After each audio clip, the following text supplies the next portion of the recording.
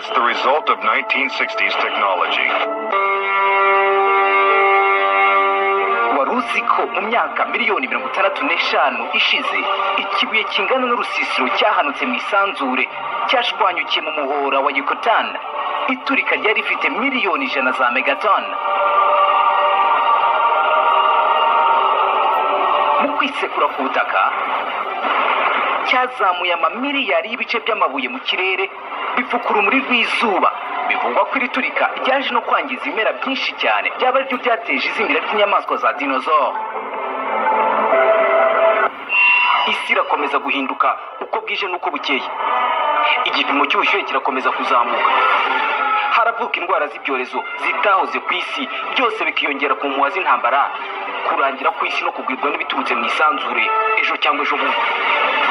Inkomoko y'ibi byose irakomeza guteza urujijo, kimwe no kutavugwaho rumwe kw'inkomoko y'ubuzima dufite. Hari byinshi bikunyura mu matwi ndetse bikakuza mu bitekerezo kuko bisa n'amayobera cyangwa se bitavugwaho rumwe.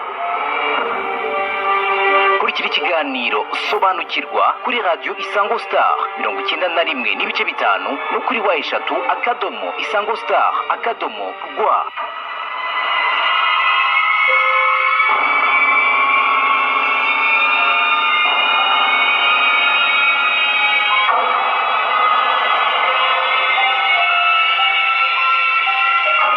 Uretse kubera wese wabinego bya Nyirakajumba, wibwire nyina ngo amubyare maze akavukana icumu n'ubuhiri bw'icyuma, ndetse no kuba nazwiho kuba yari umuhigi utarushwa.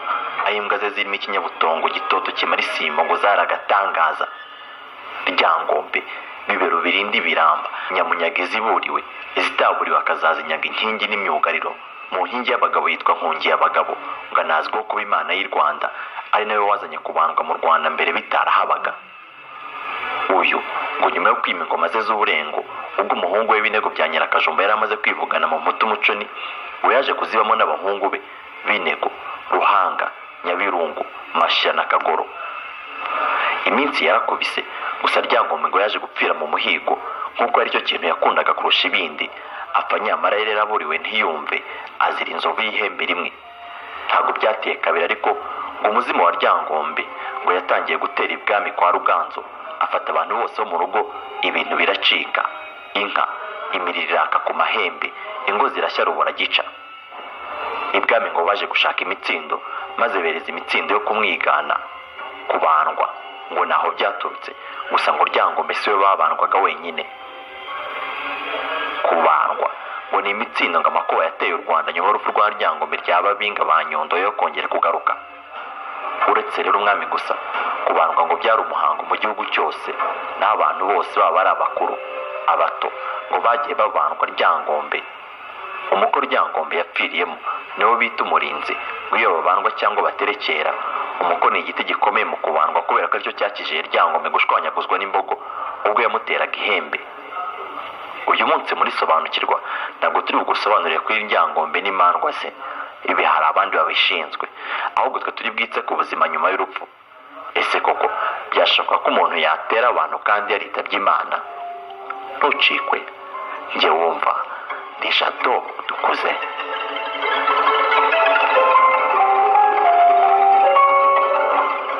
Kuva mu ntangiriro y'isi, muri ubu bwoko bw'abantu amateka agaragaza ko abantu bari bafite imyemerere ishimangira ko hari ubundi buzima nyuma y'urupfu.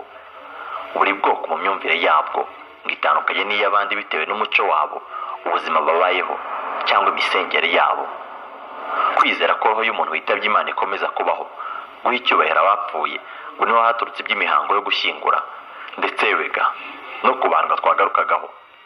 Abahanga hamwe n'abanyamadini bagiye bakora ubushakashatsi butandukanye buhamya ubuzima bwa roho nyuma y'urupfu. Plato ni inzobere cyangwa se umufilozofe muri Fedo, yagarutse kuri gihamya 5. Kuva kuri page 69 kugeza ku 72 y'iki gitabo, abavuga ko abantu bavuka baba baravuye ku bapfu, bisobanuye ko roho ikomeza kubaho na nyuma y'urupfu.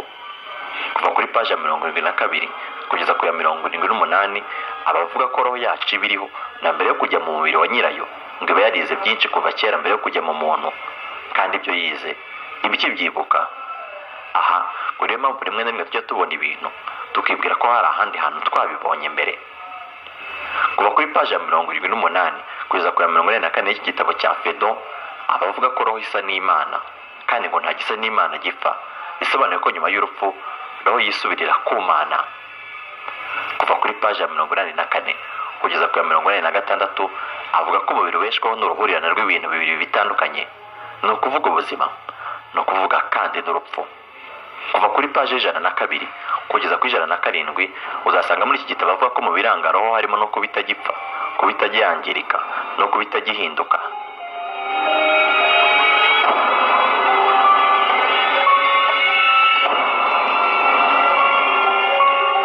Imitekerereze ya muntu yo mugenda ihuza ibintu bitandukanye, ikanzura ko ibijyanye n'urupfu byaba bimeze nk'uko ibitotsi buri gihe bikurikirwa no gukanguka, igihe cy'ubukonje cyangwa se cy'urubura kigakurikirwa no kuva kw'izuba, naho ibyo gushyingura mu butaka byo bigahuzwa no gutera imbuto y'imyaka nyuma y'igihe gito ikera. Bityo rero urupfu narwo rukaba rugomba kuba hari ikindi cyiza kirukurikira, ikindi kintu cyiza.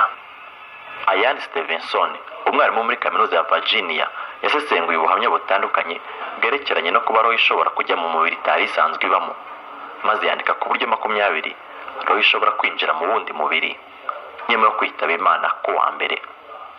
Uyu yifashishije kwibuka avuga ko habaho ubushyamirane hagati y'ibyo roho iba yibuka bya kera niba byarabaye vuba iyo ikaba itabizi. Urugero yatanze ni ku muntu witwa Parmo uvutse ku itariki ya 11 z'ukwezi kwa 10 1944 wo mu gace kitwa Uttar Pradesh mu Buhinde, watangaje ko mu myaka 2 ishize ko umugore we bahitwa Maradabod mu wundi mujyi wo mu Buhinde. Uyu yakomeje avuga ko mu myaka hagati y'itatu cyangwa 4 ishize yari afite iduka ricuruza ibisuguti ryitwa Mohani Frere i Moradabad, ko yarwaye nyuma yo kunywa amata yapfuye. Stevenson yese ajya kuyabona koko Mohani Frere i Moradabad hari aho yabihuriye nawe, maze asanga umuntu witwa Parmanand yarapfuye ku itariki ya 9 z'ukwezi kwa 5 1943 yishwe n'indwara itewe no kunywa amata yapfuye.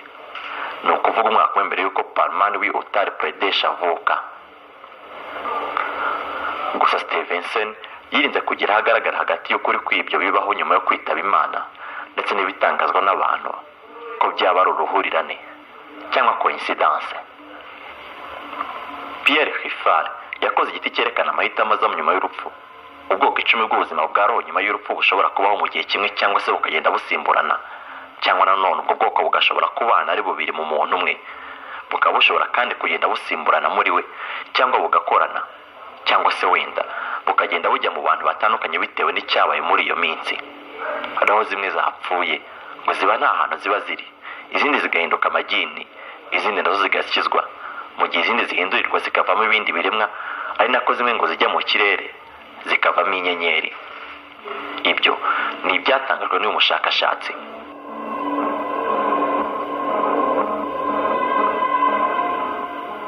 Mu idini ry'Ababudiste ibinyabuzima byagabanyijwe mu bwoko butandatu aribwo bita gati, bitewe n'ibikorwa cyangwa se ubuzima biba byarabayeho mbere. Ibi ngo ni biba nyuma y'urupfu. Ubwoko bwa mbere ni abatuye ikuzimu cyangwa se naraka. Aba batuye ikuzimu ngo babaho mu bubabare kugeza igihe roho yabo mbi inaniriwe. Ubwoko bwa kabiri ni inyamaswa. Ubwoko bwa gatatu ni abapfuye. Ubwoko bwa kane bukaba imyuka ifite imbaraga zidasanzwe, mu gihe ubwoko bwa gatanu ari utumana duto, naho ubwoko bwa gatandatu bukaba abantu. Iyo ni imyemerere y'Ababudiste kuri roho ziba zaratambutse hambere. Abakristo bo bemera ko habaho izuka nyuma y'urupfu. Yesu yazuye abapfuye nk'uko bigaragara muri Yohana ibice 6:40, ahanditse ngo uzabona umwana akamwizera azabona ubuzima bw'iteka kandi nzamuzura ku munsi w'imperuka. Yesu ngo ni inzira igana kwa Se, muri we niho wanyura kugira ngo ubone ubuzima nyuma y'urupfu. Yesu kandi ngo yaje kuvuga ati ni inzira y'ukuri n'ubugingo, ntawe ugera kwa Data atanyuzemo. Imibabaro y'isi ihuzwa n'inzira y'umusaraba Kristo yanyuzemo mbere yo kubambwa. Ibi ngo abakristo bakaba bihuza n'ububabare umuntu anyuramo, maze bagahita bihuza n'imyigishirize ye. Nimukundane nk'uko nanjye nabakunze, nibwo muzabona ubuzima bw'iteka, ubuzima buhoraho, ubuzima nyuma y'urupfu. Umukristo nyawe ngo yemera ububabare akabwakira nk'umugisha uturuka ku Mana, ariko ntibimubuze kugerageza kuburwanya. Uko rero niko umukristo yisanisha n'ububabare bwa Kristo. Abahanga mu iyobokamana nabo bavuga ku munsi w'urupfu aribwo habaho urubanza, maze roho ikamenya ubuzima witegereje nyuma y'urupfu.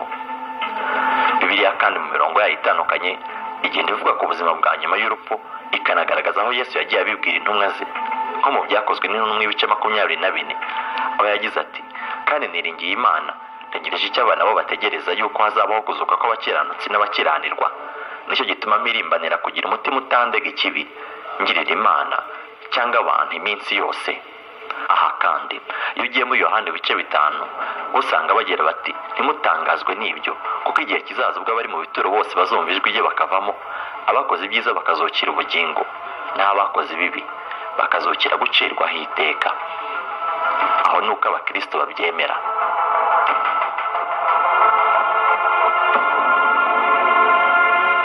Mu idini ry'abahindu nabo bemera ibyo kongera kuvuka no kongera kubaho kwa roho nyuma y'urupfu, bakavuga ko guhemba bakoze neza no guhana bakoze nabi.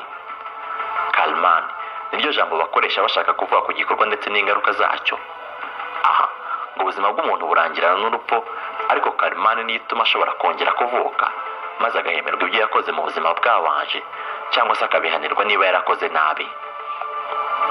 Mu myemerere y'abahindu, mbere yo kuvuka nk'umuntu ngo habanza kubaho ubundi buzima bugera kuri miliyoni 52 kugira ngo umuntu yongere kuvuka ari umuntu. Bivuze ko umuntu ashobora gupfa akazongera kuvuka mu bundi buzima, nk'uko twabigarutseho hambere. Mbere ariko yuko umuntu agaruka ku isi nk'umuntu, ngo abanza kugaruka ku isi mu ishusho y'ibimera, akaza mu ishusho y'inyamaswa muri izo nshuro zose, mbere yo kubasha kugaruka nk'umuntu. Mbese nka kuriya mbere yuko umwana ari mu nda abanza kuvuka, abanza kugira ishusho imeze nk'iy'ibimera, hashira amezi make akagira ishusho nk'iy'inyamaswa mbere yo kuvuka ari umuntu. Uri nako bigenda iyo umuntu apfuye, roho yibanza guhinduka ikindi kintu mbere yo kuzongera kubaho umuntu mu myaka iri imbere. Abahindu kandi bavuga